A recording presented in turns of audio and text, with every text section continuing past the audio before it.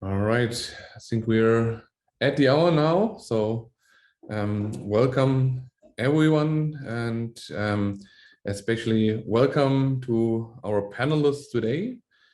We have now the first time in our 3R Network Baden-Württemberg webinar series a panel discussion on a topic which I think is highly relevant in these times, and the topic is the NAMs, or New Approach Methodologies for Vaccine Development. And the panel will include 4 panelists who will introduce him or herself in a second. But briefly, we have Alexander Mosig from Jena University, Annie Moisan from Hope Wellcome Leap, Cecile van Els from the RIVM, and Sebastian Ulbert from the Fraunhofer ITSI in Leipzig. And Marcel Leist and myself, we have the pleasure of moderating the panel discussion and sharing it. We will have some questions to the panelists, but the best case, we don't have to ask many questions ourselves. So please use the Q&A section down. You can see the Q&A symbol, and post your questions in there, and we can then go through these questions one by one. We will also have a number of polls again, as usual in our webinar, where you can all participate. And we will talk today about basically 3 topics. First, we will think or brainstorm a little bit or give an overview of what are the current models actually used in vaccine development. Then we will talk about where are the challenges, where are the opportunities, where are the needs for new for NAMs, and then we will talk about the future, and also what are the NAMs that are used and what are the NAMs that can be in the future used for vaccine development. All right, but without further ado, I would give the word now to our panelists, and I would ask Alexander first to introduce himself very quickly so that everyone knows a little bit more about your background. Yeah, thank you, Peter, and thank you, myself, for inviting me.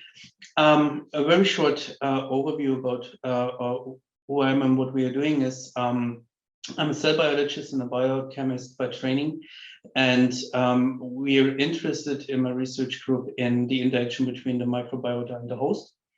And we are using so-called organ-on-chip, which I think most of the attendees are familiar with, basically tiny devices, which allows us to culture different cell types in an organic-specific manner, creating a three-dimensional organ model under controlled conditions. So we are building on a tool set of different cellular sources, ranging from cell lines up to stem cells, and we are creating here some organ models, which we are in particular interested in. This is the lung, the liver, and the gut.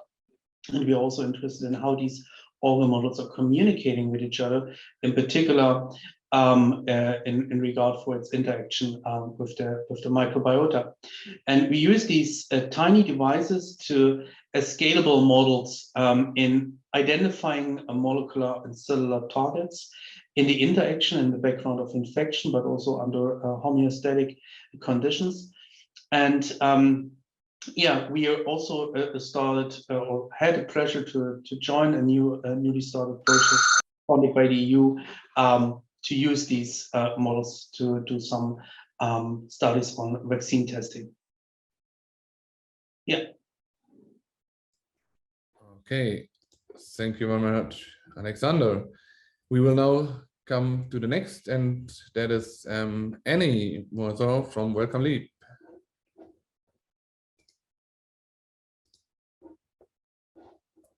I think Annie, you're muted.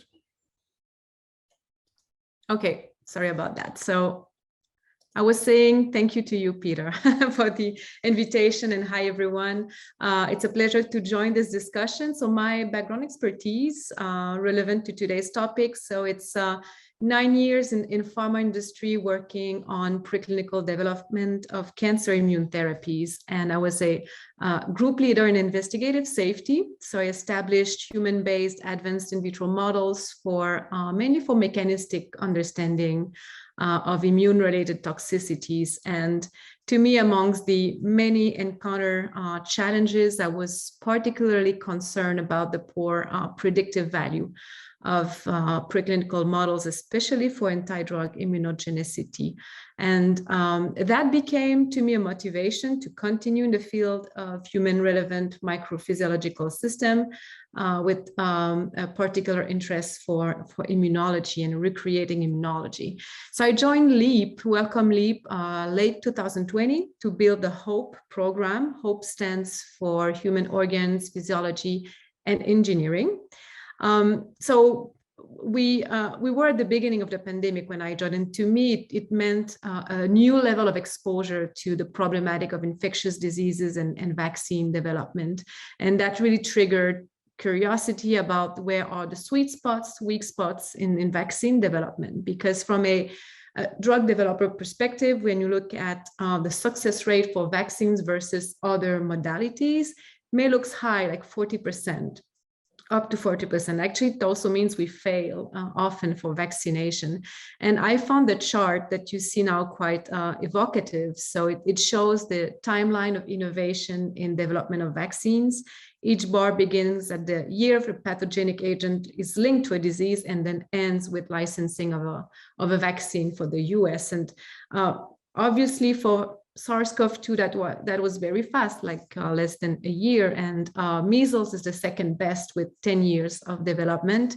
For malaria, tuberculosis, obviously we are not even there with an effective solution. So my reading also tells me that failures here for vaccination underscore how little we understand about the reason for failure and the biology, mechanistic biology around it. So just like immune therapy is my previous background and drug immunogenicity, I believe that a good part of it is because we often test our great ideas in the wrong models, and models that do not sufficiently replicate human immune responses. So one of the main goal that we have in our program at HOPE is to engineer models of human immunology, hopefully at an unprecedented level of fidelity, also in a scalable manner and applicable to vaccine testing. Thanks. Okay, thank you, Annie. And now I'd like to hear an introduction from Cecile.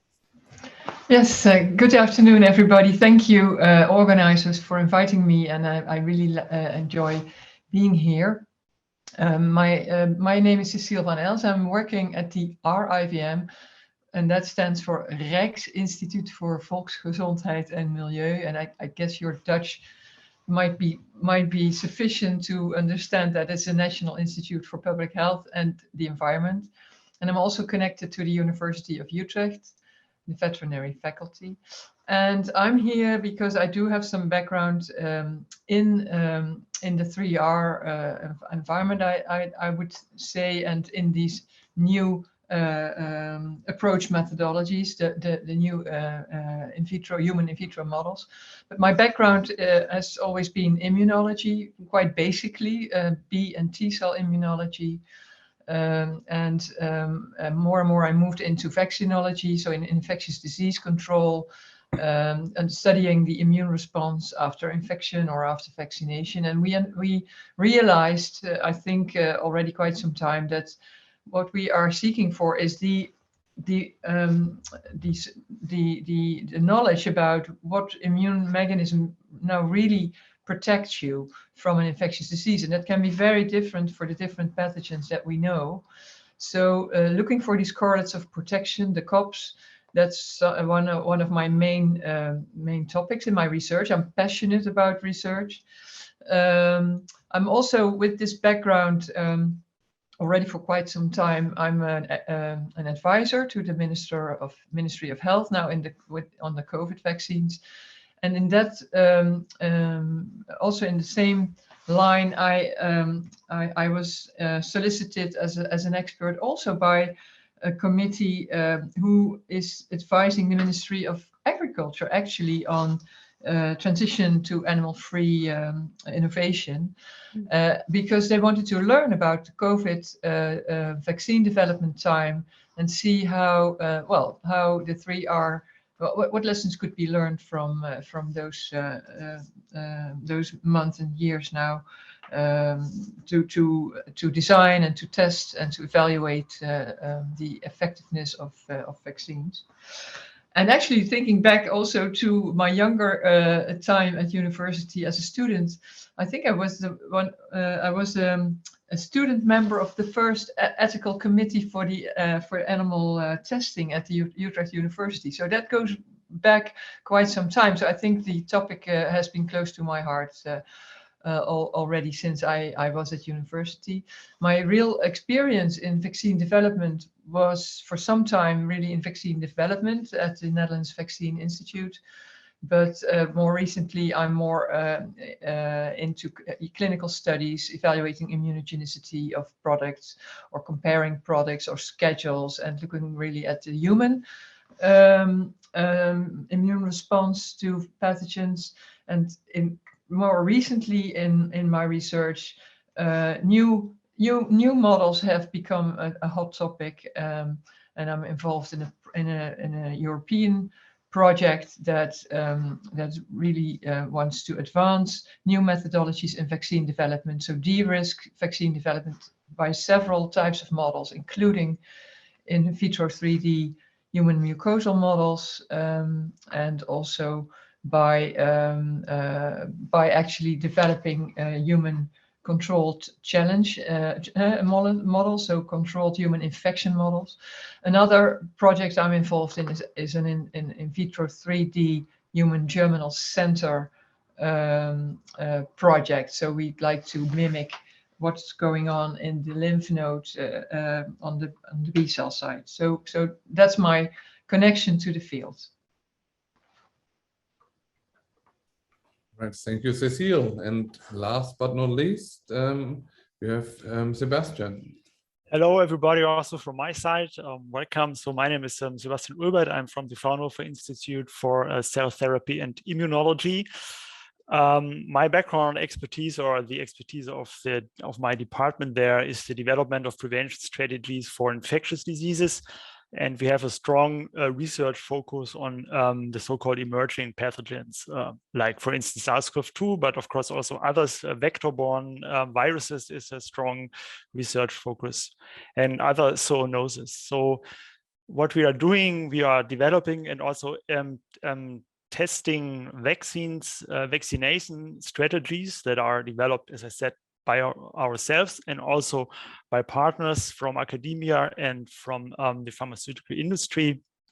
We are developing inactivation methods and also diagnostic tests. And as we are a Fraunhofer Institute, we are always looking for the translation of the science into application as at the very end, a medical product or a vaccine, both also for human and also veterinary medicine. My own background is molecular biology. I'm also habilitated in virology and immunology. The vaccine development stage we are involved in is the very early stage, so preclinical, basically at a time like SARS-CoV-2 was or is actually quite a good example where we were involved in from the very beginning, where it was not really known yet what would be the best vaccine antigen, and also for other pathogens as they are newly emerging, it is not always clear. So we are involved here to actually discover the optimal antigen and also to modify, to design it, to delete, for instance, certain parts of viral proteins that might interfere with the immune response, with the protective immune response. So all this at the very early beginning of the vaccine development, this is where we are mostly involved in. And then also the early stage evaluation of the immune response. So does a specific antigen lead to a protective immune response? So is it worth at all to be actually taken to the next steps of the preclinical evaluation pipeline? And we are looking for alternative models. We have started on a very small scale with a lung on chip model to aid vaccine and also therapeutical development for respiratory viruses, SARS-CoV-2, for instance, in RSV. So, but that is still in the very early stage. So mainly we are currently using indeed animal models to get the informations we need for our preclinical vaccine development so far. Okay, thank you very much, Sebastian, and all of you. Before we now start with the discussion, we want to get a little bit of view from the audience, and we have prepared a poll. So you should be seeing the poll right now, and please answer the poll, or take your time, and it's going to be interesting to see. And then we will start with the first topic, which will be chaired by Marcel.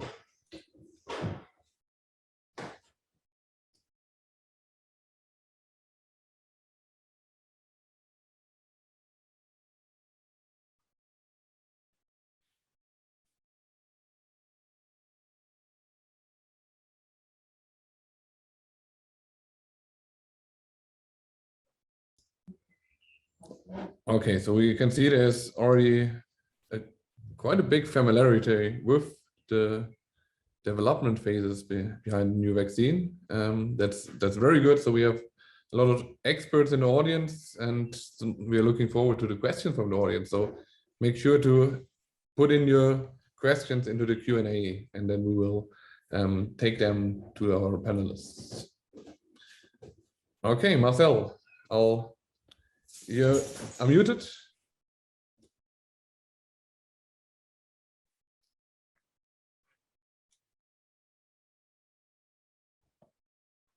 Okay, the program does some things themselves. Okay, so welcome also from my side, especially to the panelists, but also to the audience. I'm a bit astonished about the feedback response. I thought we should take the first 15 minutes to understand really the history and the developmental phases. And I must admit, I have some gaps there still. I wouldn't have answered this question with yes. I would imagine, as we heard from some of the panelists, one has to find an antigen first. One has to find then a vaccine if one has decided on an antigen. And once a vaccine is there, a lot of things start about safety, efficacy, testing. And when it's produced, of course, the quality and the batch release. So it would be nice if we would try to see whether we can all find a same platform on understanding this, and then seeing also where traditional methods are used and where NAM could be used in the next 15 minutes. So I was thinking perhaps, Sebastian, could you outline this stage? I guess you could span this arc and then we fill in the gaps. The vaccine development stages, you mean? Yes, like the major blocks. The state of the art, how it is needed in each block. Sure. I mean, obviously, there are always quite the same stages, but from the different timelines, there is the state before COVID and state after COVID. So, but let's say for the main principal steps that have been taken is, as I have described already, first you have to identify a very protective antigen, and that is not at all trivial. That was very fast for SARS-CoV-2 because SARS-CoV-2 is a coronavirus, better coronavirus like was SARS-1 and MERS, And there have been years of vaccine development for those viruses. So when SARS-CoV-2 appeared, the vaccine developmenters knew that they would have to target the spike protein. So it took a very short preclinical phase, and it was clear that the spike protein it is. But that is, of course, really a very unique situation. We have several pathogens where the discovery of an antigen is a year-long or even decade-long process. Think about malaria, think about TB, HIV, where you have also not so many proteins of the virus, but they're always changing. So you have to really design and look for different antigen compositions, different cocktails. Another very prominent example is, for instance, dengue, which is actually quite simple because it has also kind of a spike protein, but as there are different dengue serotypes, you have to put them together and they have to be in the correct amounts to each other, otherwise you get immune interference. And also that complicated one of the biggest vaccine developments in the last years by Sanofi Pasteur, which actually invested also years and millions and millions of euros, and if essentially almost are at the stage where it fails because they cannot control the different antigens to each other. So very, very quick, this is a big black box. It can be within weeks if the pathogen is known, up to decades, and that I say for some diseases probably never, right? So a black box. And then, of course, once you have the antigen, then you enter these processes. You have the preclinical phase, which again, normally before COVID, you're talking about years here. You have to demonstrate that it's not that it is effective in an animal model. Yeah, it protects different animal models. Usually start with a small one, then you go to the non-human primate. That's the usual way, and then you have to demonstrate already preclinically, so meaning not in humans, that it is not actually harmful, toxic. So the toxicity studies take time. Once this is all okay, then you have to go to the first clinical phase, which is of course first also not to show that it's actually protective, but more that to show that it's safe if you apply it to humans. So you take a very small number of humans and the phase 1, you give the antigen to these humans. But to do this, you cannot just make this vaccine antigen in a normal laboratory. You have to do it under GMP, which stands for good manufacturing practice, which is a huge, highly regulated process. Or just the development of this process for each individual vaccine usually also takes several months, and it's very expensive only to come up with, at the end, let's say, vaccines for 10 or 15 volunteers. But the whole process behind this, the whole regulatory process behind this is also very time consuming and expensive. Then you have your 15 volunteers, you vaccinate them, or it can be even more, 30, but not really more. And then you observe whether the vaccine is safe, whether it does not induce any very obvious short-term side effects. So if that is okay, then you go to the next step, the phase 2, where you have, instead of 15 or so volunteers, you have many more. You have 100, 200, 50 to 200. And here you already look at correlates, if possible, for protection. So you take samples from the immunized people, study them in the laboratory to see whether they are effective. You also test different vaccination schedules. So one shot, 2 shots, 3 shots, different spacing, after 2 weeks, a second shot after 4 weeks, and so on and so on. You give 10 micrograms, 50 micrograms, 100 micrograms per shot, and all this. So this is also very complex, year-long process, phase 2 trial, which, by the way, in the COVID vaccine was basically shortened to a couple of months, right? And then if you have data on this, then comes the most tricky part, and that is to show effectiveness in humans. And obviously you cannot infect humans with the virus, so you cannot vaccinate and infect humans with the virus. There are, of course, strategies to do that, so-called controlled infections. For some viruses, you might be able to do this. But normally that's not the way. If you work with really hard-hitting, dangerous viruses, that's not the way. So you basically have to immunize a huge amount of people where you assume that these might get infected. And you have to immunize, so you have to divide them into two cohorts. One, you vaccinate with the optimal formulation resulting from the phase 2 trial, right? And the other one, you vaccinate with placebo. But these numbers add up to easily a couple of thousand people. And this has to be very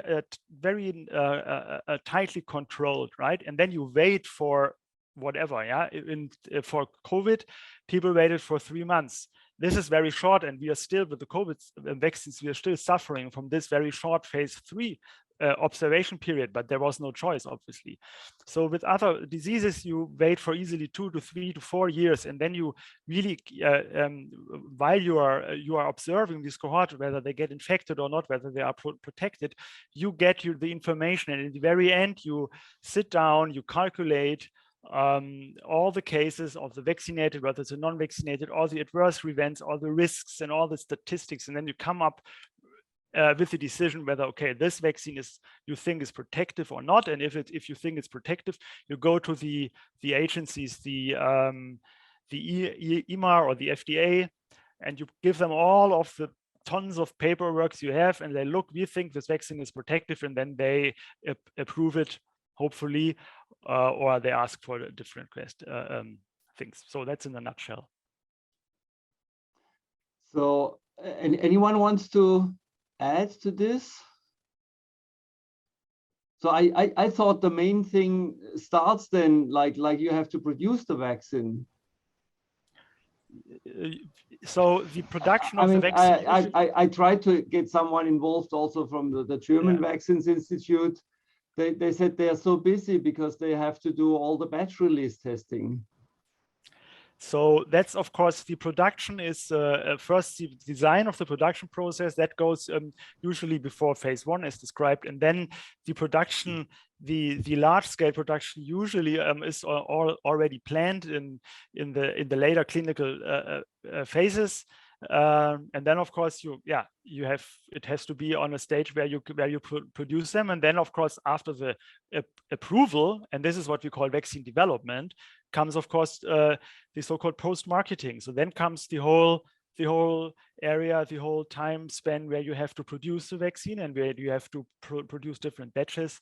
Vaccines are produced in different batches, and you have to do the batch release, as you said. So you have to do the assays to show that every batch is clean, is safe, and there are no unwanted ingredients in.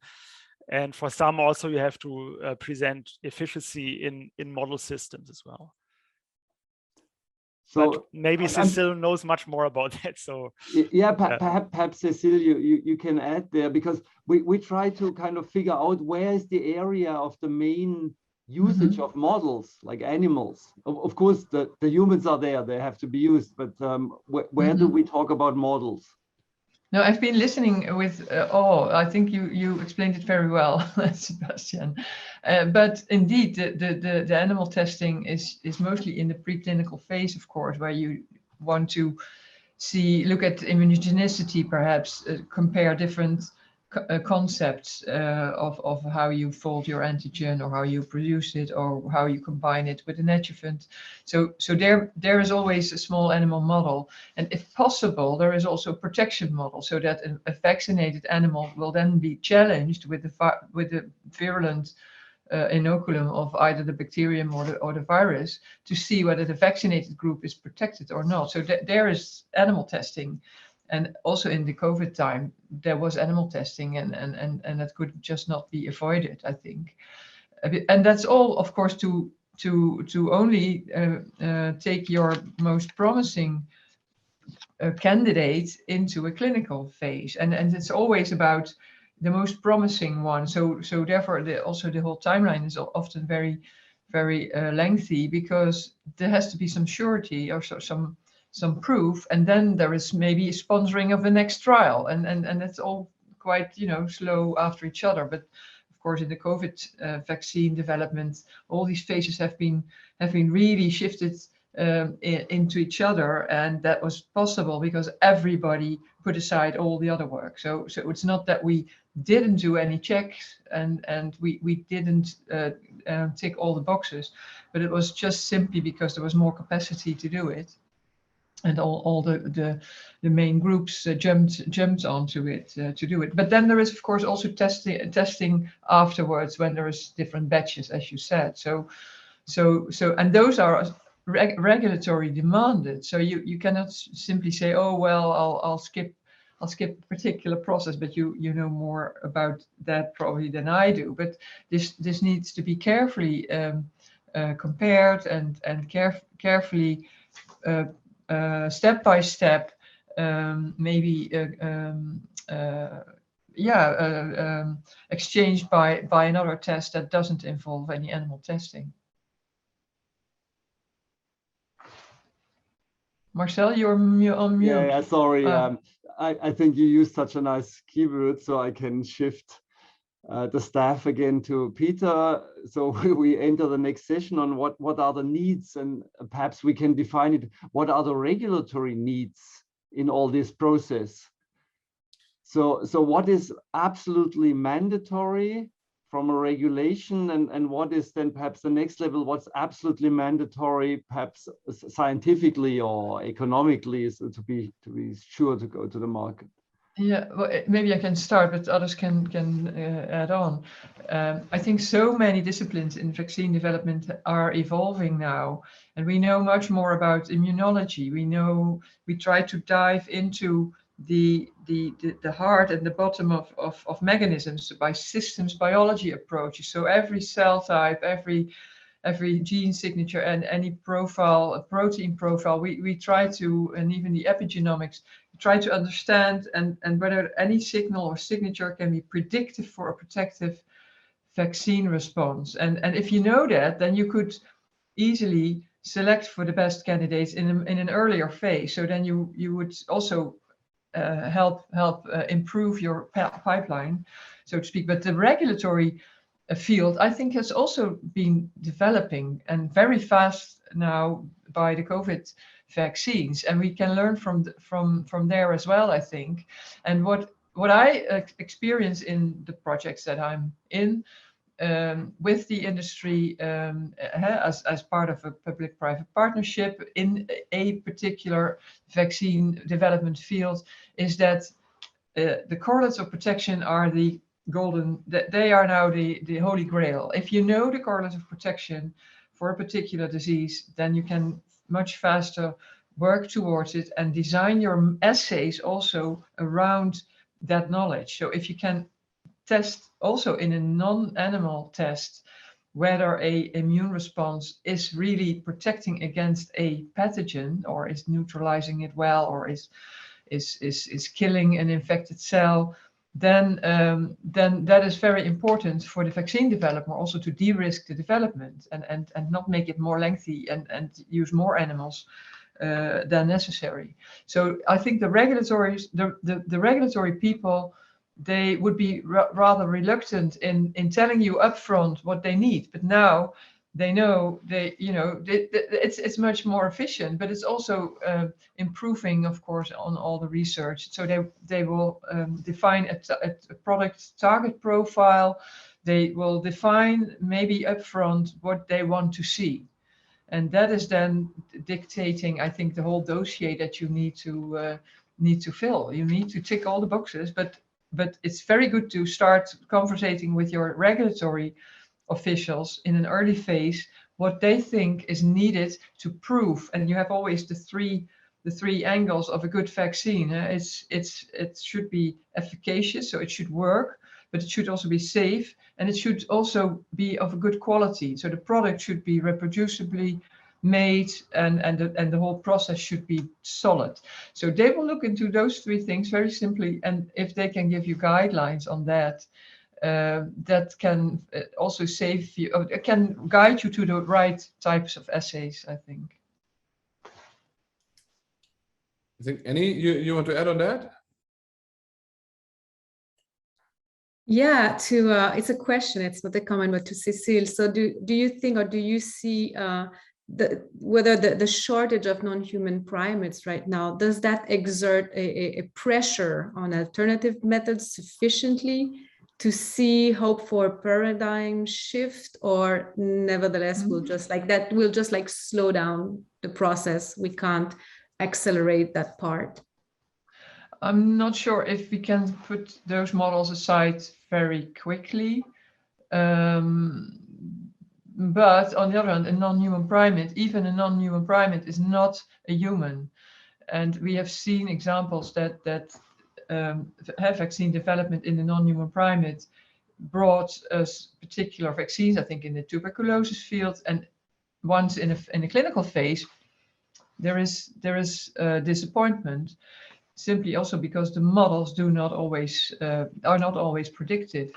So I think the paradigm shift should come from replacing simply immunogenicity testing by protective assays. So where you can show that a particular antibody response is really helping your innate immune cells, maybe to be to go into opsonophagocytosis of your pathogen and kill the bug, and in context perhaps with the mucosal cell layer that is present normally also in the location where you encounter a pathogen. So I think the paradigm shift should come from just better assays and more predictive assays for the working mechanism. And obviously non-human primates are very expensive. You can only test small groups. So it will always be limiting the research there as well. All right. Anyone want to add on that? Just a reminder for all the attendees, you can ask questions in the Q&A section. So if you don't, Marcel and I will have a lot of questions and the panels, but I'll encourage you to ask questions also. Maybe one of the question particular to Annie, you have a lot of experience with pharma in general.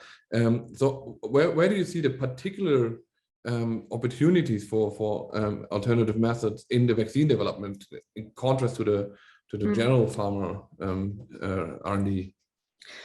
Well, it's not so different, right? I think the earlier it's easier when it's less regulated. I think regulations, it's always a bottleneck in implementing new methods, and that's I think what Cecile was also mentioning. And safety, bringing a new compound, should it be a vaccine or another molecule, safely into human, we will do that. We continue to do this in animals right now. I do see though that we need to, that in vitro systems are excellent companions, and we need them to get more information, to de-risk early, to have mechanistic understanding of findings, not only for efficacy, potency, but also on the safety aspect.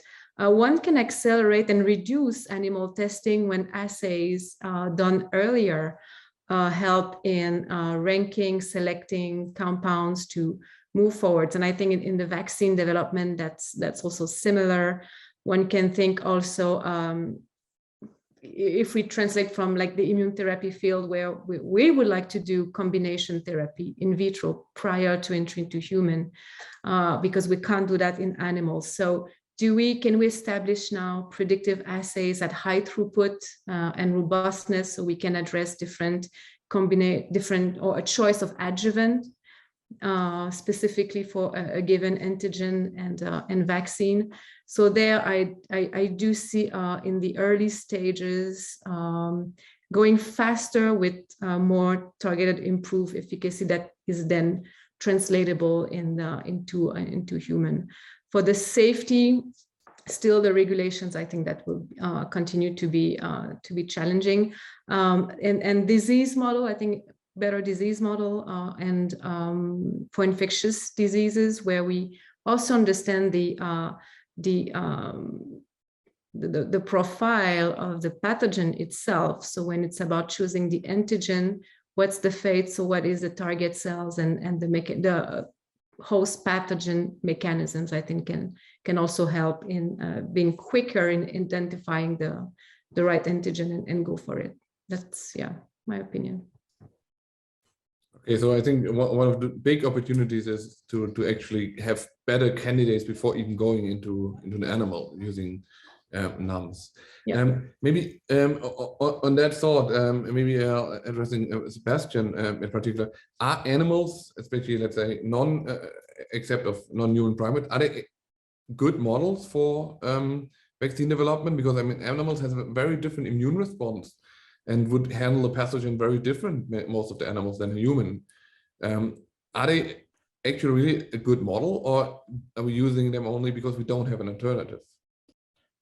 Yeah, it's not so easy to answer because it's hard to generalize this. So in principle, I think every vaccine developer who is at the very early stage looking for a protective antigen would be happy to use NAMs for that. Because this is really something, as was said before by Cecilia and also Annie, this is really something where many animals are used, and of course there are many failures where you just have some virus vaccine preparations that just don't actually induce, let's say, for instance, neutralizing antibodies.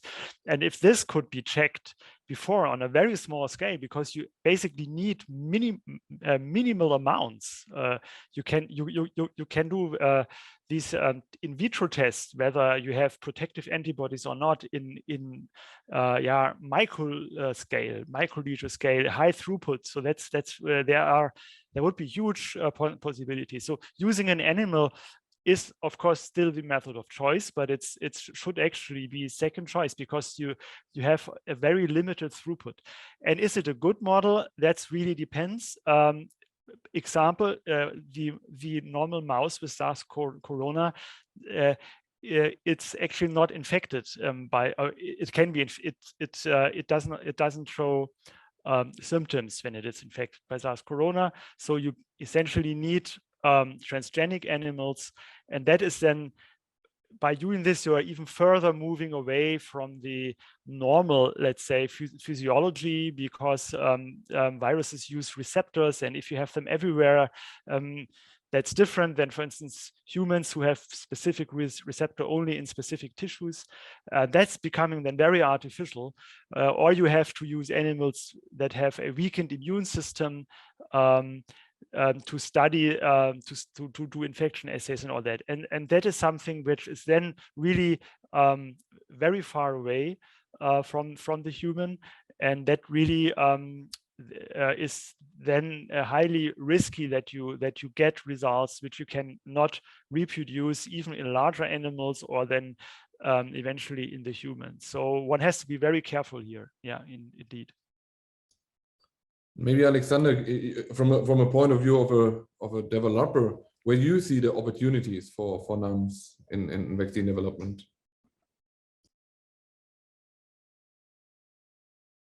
Yeah, I think it's absolutely true, and everyone knows there's difference between the species, between mice, between other animal models and the human. And we there's a vaccine mode. There's some noise here. Fine. Yeah, I barely can hear you, Alexander. I don't know if that's only my problem here. No, he was hardly audible. Okay.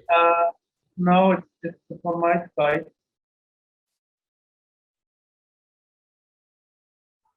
Can you still hear me? Yes, now we can hear you well. Could you hear me? Yeah. Yeah. Okay.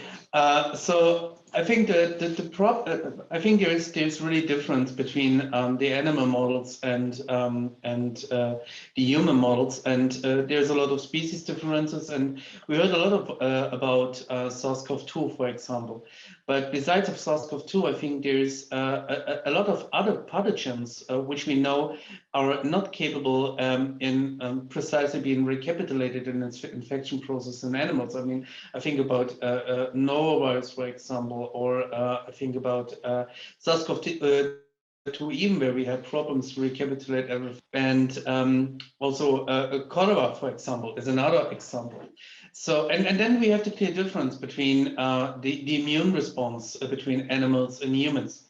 And I think there is an opportunity for these NAMs in terms of scalability and also complexity, because with these reductionistic models, which are clearly not recapitulating the full physiology that we could recreate in an animal model, we could at least precisely dissect individual contributing factors. We could identify different antigens, and we could test them very efficiently in terms of different strains for the pathogen, which we could identify, but also in testing relevant mechanistics in terms of pathways, which are conserved on the human background. And I think this is also something, I heard the keyword zoonosis from Sebastian at the beginning. And I think also in SARS-CoV-2, we learned that transition from animals to the human host is an important topic. And these NAMs, these 3D organ models, they give us the chance in recapitulating different animal backgrounds under standardized and controlled conditions, to learn about the mechanisms, how pathogens are jumping across species, across kingdoms, and identifying relevant molecular pathways where we could interfere. And I think this is also interesting in the so-called One Health concept, which involves not only human health, but also animal health and protecting the environment. And I think there is a chance. We are clearly not capable in replacing animals completely yet, and I think this will be a task for the next 10 years probably. But what we can contribute now is really.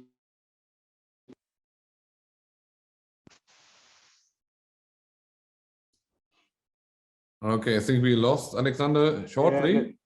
But also then let's take basically this thought up, and also we have a question from Paula Braun on what are the NAMs that are currently used. And before we go into that, I think this is exactly what we want to talk about next. We have another poll for the audience on where do you think or which application in vaccine development could think the most, could benefit the most from NAMs implementation: efficacy testing, safety testing, quality testing, or target discovery. So you should see the poll now, and curious to see what your thoughts are, and then we will switch over to the next topic, and Marcel will take over again, and we can discuss what the different NAMs are that are currently used. And in the Q&A, you can already see Cecile answered 2 questions. That's very good. We're multitasking here. So everyone should see that in the Q&A. Thank you, Cecile, for giving such an elaborate answer. So I encourage everyone to look there. But looking at the poll, I can currently see a 71% lead of target discovery. So our audience is convinced that target discovery is the one area which could benefit the most. Okay, so Marcel, what do you think? What is that something you share? Yes. So now let's go on into which NAMs are there, and I'm also picking up the questions. So perhaps we can divide them a little bit. So are there NAMs that predict safety, or are there NAMs that predict efficacy or the correct immune response.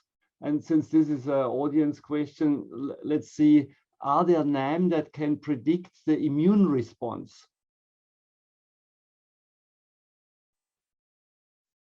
So if someone wants to pick over, otherwise I saw in Cecile's slide, you work on 3D models. So I hope you like them.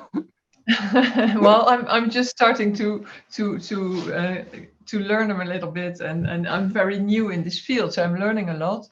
But I was thinking about this question indeed, and I think then we should distinguish two phases of the immune response: the early phase that you want to initiate an immune response, and actually the effector phase of the response. So you have already initiated, mounted an immune response, and how can you test then whether it is a protective immune response or whether it's a durable immune response? And I think for that last part, these NAMs are already very, or they could be very helpful, I think, because there are different mechanisms that could be envisaged. For example, in the COVID situation, we all know that antibody levels are important because they will contain all kinds of functional antibodies, and the higher these levels are, the better we are capable of, let's say, keeping at bay the virus, so we can neutralize it before it can hit any tissue or whatsoever. So high antibody levels would be nice, but we also all know that high antibody levels are never maintained for a long time. So this is not normal development of an immune response, that you initiate it and then antibodies will wane, but you will have memory cells that can rapidly replenish those antibody levels. But all these mechanisms, and apart from the antibody mechanisms, you have the cellular mechanisms, and that the protective part of those mechanisms could be translated into in vitro systems, as we are indeed talking about these mucosal models, these organ chips where you can add immune components, effectors. You can infect by the pathogen, and you can see whether these immune components then are protective. So then you can actually do your work without any animal testing. If you want to predict particular immune response up front, so you want to predict immunogenicity, I think it's more difficult. And why? That is, well, you could maybe predict the safety, because a vaccine will contain all the kinds of substances that could tickle and trigger innate immune responses from your innate immune cells, and that can be mimicked easily in vitro. That's not a problem. But to predict and to mimic your complete adaptive immune response, that is something, it's more difficult. Why? Because your B and T cells, that actually are your specific cells, they come in large varieties, that you have millions, even billions of different B and T cells, and only very few of those will actually become part of your immune response to a particular antigen. And then you can imagine that your model can be very limited, because you cannot put your whole immune repertoire in a small well in your model to eventually expand and differentiate only those few out of those billions that are going to go and protect you. So I think that part is that I'm puzzled about that. So I wouldn't know whether we can easily replace that without animal testing or without human controlled infections and testing. I wouldn't know, but a lot of other parts of that immune response we can assess in vitro models, I think. So perhaps I can follow up on this. So because not everybody knows all the levels of the models, like if you say mucosal, I think there's one famous model where human tonsils are being used. And there it's claimed you can follow even immune class switches, affinity maturation. It has been used to vaccinate in vitro for COVID and influenza, but then it's just a publication. So do you know like how far such models are being used, or how broad the application can be? Actually, I don't know of any example that it is truly predictive of an immune response. I know, there is this Mark Davis paper, and he claims that, he claims that he can build an in vitro model, but truly really triggering a new immune response, and that is all about frequencies. So then you have to mimic those frequencies in your model, because showing that a particular B cell will differentiate into an antibody producing plasma cell, and it will switch its isotype. Okay, that is very interesting, but it's not necessarily specific. So you need to go to the specific immune response. You really need large input of your naive repertoire, and then something needs to be selected from that repertoire, and then needs to grow out and to make an effector mechanism. So I don't know, maybe indeed you should start perhaps with building small lymph nodes, because that's where the cradle of the immune response is. But you can maybe not mimic the whole naive repertoire in those organoids yet, or in those lymph nodes. I don't know, Annie, maybe you might want to add, or Sebastian. I'd like to, if I have the opportunity. So you articulated the challenge very well, Cecile, and also together with Marcel, because it's indeed about the frequencies and those rare clonotypes, or the full repertoire of TCR, BCR that you miss if you take a blood sample, obviously, and you miss also if you take just like a piece of a tonsil, you don't have it all. But certainly what we learn, and I relate also to the work of Mark Davis and Lisa Weger. Lisa is part of the HOPE program. And what we learn also from ongoing work is that it's important to now really address the question about this TCR diversity that we find in tissues that are available for in vitro use. So in the tonsils, for example, it's expected, right, that we have many more than in blood. So now the question is, how much more? And having that, how more predictive can we be? We know that we will never be like 100% predictive. We will always be missing on some of the rare clonotypes. But with now a single cell RNA sequencing at higher throughput, we can now start like sequencing many more cells in a given sample, and comparing blood and tissue, and look at these profiles and say, okay, if we use tonsil organoids, it's still not perfect, but it seems like we are 3 or 4 order of magnitude higher than in blood. So it's already pretty good. And it's not personalized medicine. You cannot start like harvesting tonsils from everyone. However, we can bank tonsils, so we can start building a representative population with these tonsils, and the throughput is getting better. And now with collaboration like with Peter and others developing the microfluidics and recreating the microenvironment, then longevity is also increased. So now to see the different waves of the TDAR, so the T cell dependent antibody response, that would be the holy grail. That's what we are aiming for, to see the different cellular crosstalk from the antigen uptake and presentation to the T cell activation, B cell activation, maturation, affinity maturation, and we can see in, of course, the very specific example right now, the production of neutralizing antibodies at high titer. The big question is how applicable, how diverse, to which class of antigens can we apply this technology, how restricted, how widely applicable it is. And that is a big question mark. So I fully understand your skepticism. It's a nice paper. I can tell you that it's more than a nice paper. It's produced by others. It's progressing well. And the idea is to test like neoantigens also, and see if such a model with more like necessitating like a naive B cell response, is that predictive, and yeah. So there is clearly ongoing efforts with promising data for the field. So this is a hopeful point, because I think I've never been so sad about the fast running time.